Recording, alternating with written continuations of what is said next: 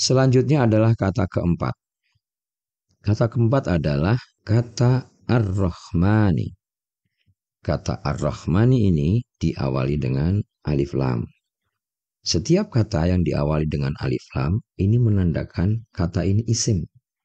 Dan isim ini adalah isim yang ma'rifat atau isim yang sudah terdefinisi, yang sudah kita ketahui identitasnya. Jadi kita sudah bisa membayangkan. Itu maksudnya seperti itu. Terus kemudian isim ini diakhiri dengan harakat kasrah, berarti dia berstatus jar atau bisa juga disebut dengan isim majrur. Peran isim berstatus jar kemungkinan ada 3 seperti yang tadi sudah kita sebutkan. Bismillahirrahmanirrahim. Assalamualaikum warahmatullahi wabarakatuh. Asyhadu an la ilaha illallah wa asyhadu anna Muhammadan abduhu wa rasuluh. Alhamdulillahirabbil alamin. Hamdan katsiran thayyiban mubarakan fih. Allahumma shalli wa sallim wa barik ala nabiyyina Muhammad wa ala ali nabiyyina Muhammad. Alhamdulillahirabbil alamin. Senang sekali dapat berjumpa kembali dalam channel belajar Al-Qur'an ini. Insyaallah pada channel ini kita akan belajar bersama kaidah-kaidah tata bahasa Al-Quran, tentunya untuk membantu kita memudahkan dalam memahami arti atau terjemahan Al-Quran sesuai dengan kaidah-kaidah yang benar. Pada video yang sebelumnya, kita telah bersama-sama membahas materi yang paling mendasar, yaitu memahami jenis kata di dalam bahasa Arab, yang terdiri dari 3 jenis, yaitu isim, fi'il, dan harf. Di mana penjelasan dari masing-masingnya adalah kurang lebih sebagai berikut. Isim adalah kata yang menggambarkan segala sesuatu tentang benda. Misalnya meja, kursi, nama tempat, nama orang, benda-benda abstrak, dan lain-lain. Kemudian fi'il yaitu kata yang menggambarkan sebuah aksi atau aktivitas atau kegiatan.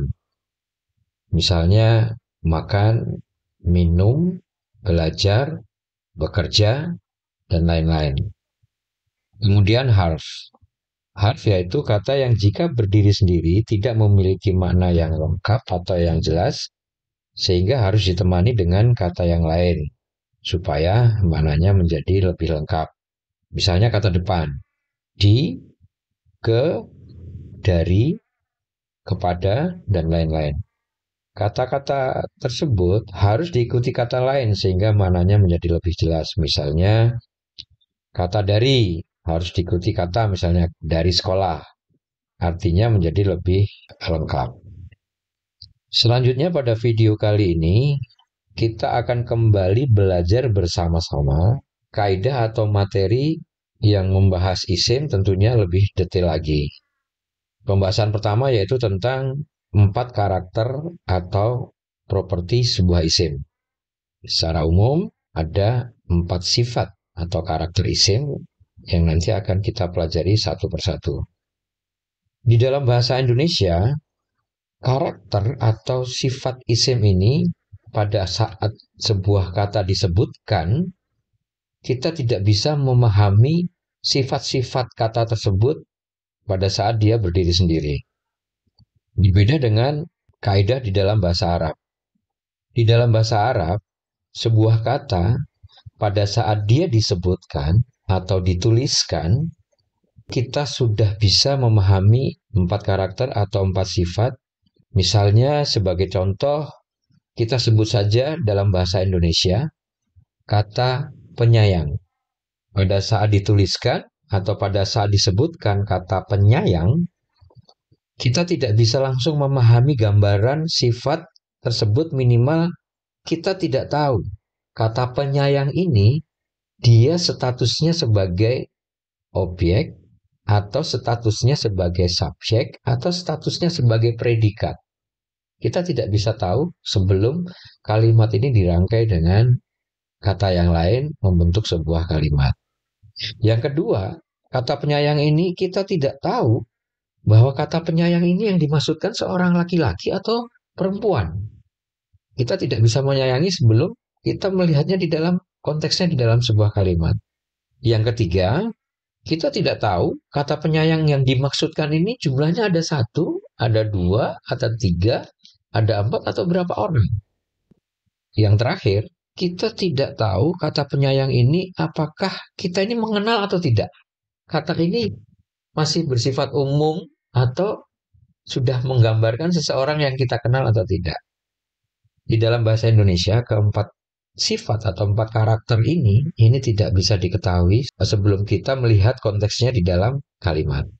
Nah, kalau di dalam bahasa Arab, kata penyayang ini adalah kata Ar-Rahman. Saat dia dituliskan kata Ar-Rahman, kita langsung bisa mengetahui sifat-sifat isim dari Ar-Rahman ini, bahwa kata Ar-Rahmani ini berakhiran kasrah. Berarti dia berstatus jar. Ini statusnya sudah kita ketahui bahwa status Ar-Rahmani sebagai jar ini tidak mungkin dia berdiri sebagai subjek, tidak mungkin. Dan dia juga tidak mungkin berdiri sebagai objek. Kenapa? Ya insya Allah nanti kita akan pelajari masalah status ini. Yang kedua, pada saat dituliskan atau disebutkan kata Ar-Rahmani ini, kata ini diawali dengan alif lam. Berarti dia itu bersifat ma'rifah, atau berarti identitasnya sudah diketahui, sudah bisa dibayangkan siapa dia gitu. Insya Allah ini juga nanti akan kita pelajarin tentang identitas sebuah isim. Yang ketiga, kata Ar-Rahmani ini bermakna tunggal. Jadi hanya satu, tidak dua, tidak tiga. Insya Allah ini nanti juga akan kita pelajarin. Terus kemudian yang terakhir, kata Ar-Rahmani ini dia bergender laki-laki atau maskulin. Sama, insya Allah nanti ini sifat-sifat ini akan kita pelajarin. Jadi, please stay tune di channel ini. Kita akan bersama-sama insya Allah belajar kaidah-kaidah bahasa Arab sehingga kita bisa memahami dengan lebih baik arti atau terjemahan pada saat kita membaca Al-Quran. Baiklah, kita lanjutkan pembahasan kita dalam materi 4 karakter isim ini. Tadi sudah kita jelaskan gambaran-gambarannya. Nah, kita sekarang lebih detailkan lagi masing-masing itu seperti apa. Berikut penjelasan makna 4 karakter isim tersebut. 4 karakter isim tersebut adalah, yang pertama adalah status.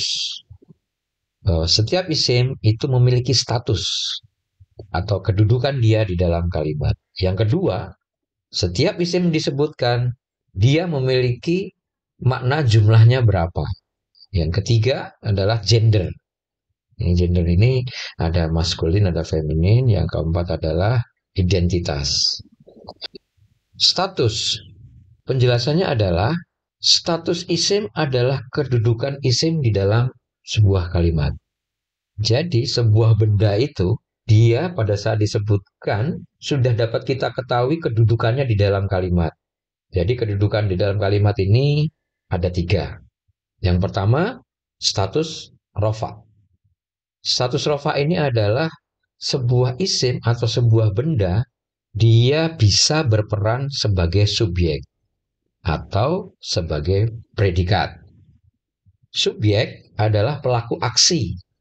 Kalau predikat itu adalah gambaran tentang pelaku aksi tersebut. Terus kemudian status yang kedua adalah sebuah isim dia dapat berstatus sebagai nasab atau statusnya nasab. Isim yang berstatus nasab itu menggambarkan segala sesuatu tentang aksi. Menggambarkan segala sesuatu tentang aksi. Misalnya, jadi saya makan roti. Nah, roti ini adalah objek. Ini dia berarti berstatus nasab. Nanti akan kita pelajari.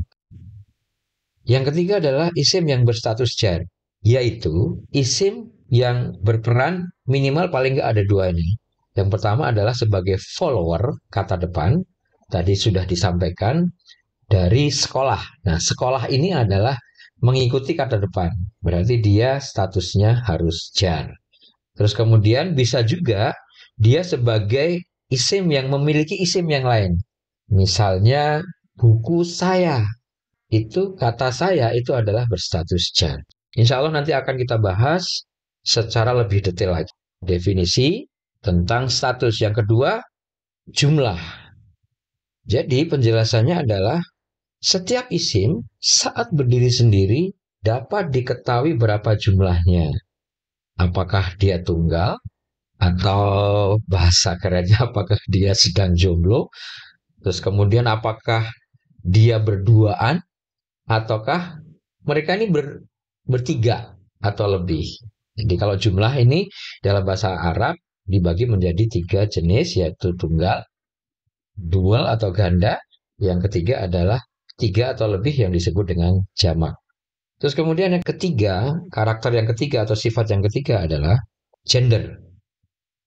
Setiap isim pada saat berdiri sendiri, pada saat dituliskan atau disebutkan, dia sudah bisa dibayangkan gendernya. Apakah dia maskulin, laki-laki, atau feminin, atau perempuan. Dan di dalam bahasa Arab atau di dalam Al-Quran hanya ada 2 gender. Ingat, hanya ada 2 gender. Nggak ada yang gender yang ketiga. Semi-semi gitu. Haram. Oke, yang terakhir identitas. Setiap isim setiap kali disebutkan pasti dia memiliki identitas. Ada 2 identitas. Yang pertama sudah dikenali, bisa dibayangkan bentuknya, bisa dibayangkan keberadaannya. Ini disebut ma'rifah. Atau dalam bahasa Inggrisnya disebut proper. Atau disebut identified. Atau kalau bahasa Indonesia nanti kita bahas teridentifikasi atau dikenali, demikian. Yang kedua adalah sifat isim yang bersifat umum. Misalnya meja. Pada saat disebutkan, kita tidak bisa tahu mejanya siapa, bentuknya seperti apa, pokoknya meja aja gitu. Ini adalah isim yang dalam bahasa Arab disebut nakirah, di dalam bahasa Indonesia disebut umum lah, atau bersifat umum, atau dalam bahasa Inggris disebut common.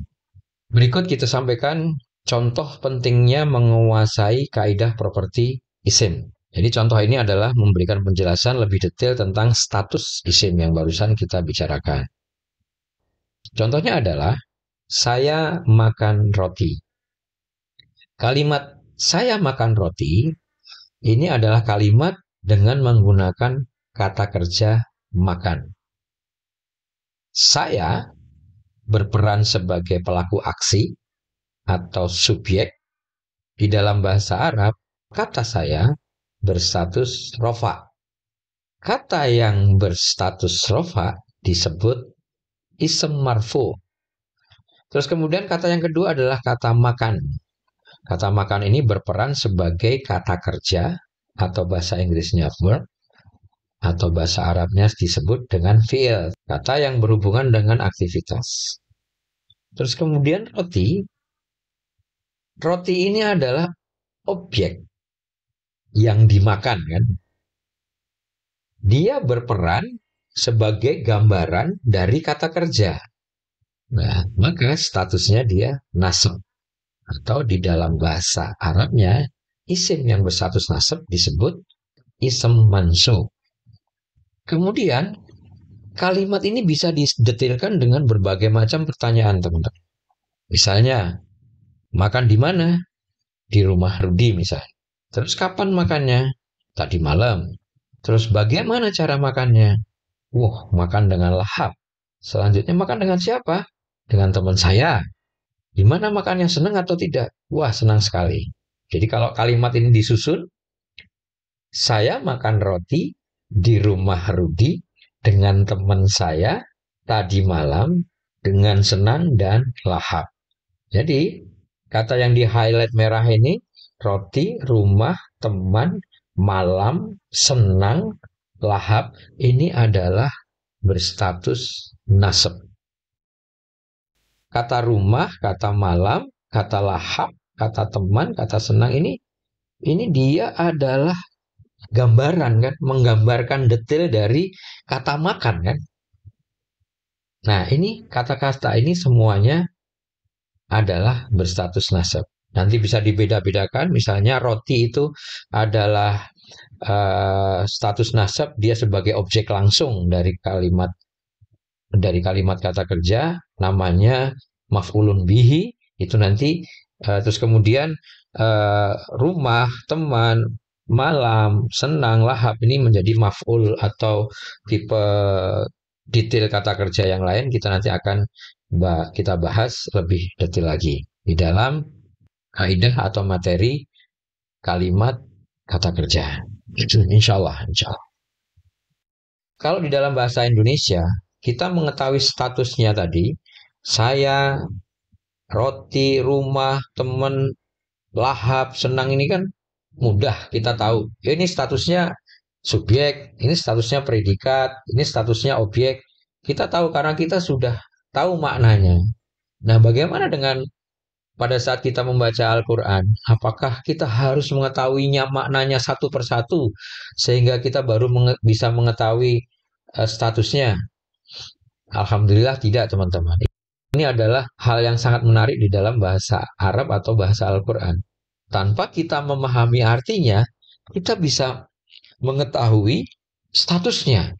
Kita bisa mengetahui sifat-sifatnya. Ada tanda-tanda yang disematkan kepada kata-kata isim di semua kata di dalam bahasa Arab. Kita bisa mengetahuinya. Alhamdulillah. Jadi cara mengidentifikasi status isim, mana rifa, mana nasab, dan mana jar, kita bisa mengetahui bentuk atau bunyinya akhiran kata itu disebutkan.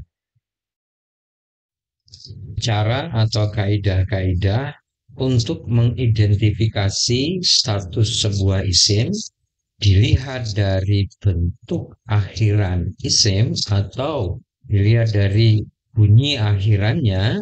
Ini insya Allah akan kita bahas dalam video selanjutnya. Jadi di dalam video ini alhamdulillah kita sudah selesai mengkaji bersama 4 karakter isim dan kita sudah membahas dari salah satu karakter atau properti isim tersebut, yaitu tentang status sebuah isim. Terdiri dari 3 status. Yang pertama adalah rofa, yang kedua adalah nasab, dan yang ketiga adalah jar. Baik teman-teman, demikian untuk video kali ini. Seperti biasa, kami memohon maaf atas segala kekurangan dalam kami menyampaikan kaidah-kaidah tata bahasa ini, karena memang kekurangan ilmu kami, keterbatasan ilmu kami.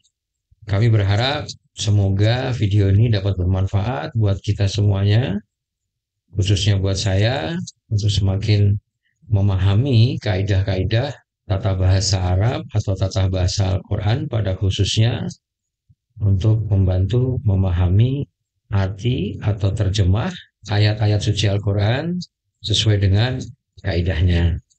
Kami tutup. Subhanakallahumma wa bihamdika asyhadu an la ilaha illa anta astaghfiruka wa atubu ilaik.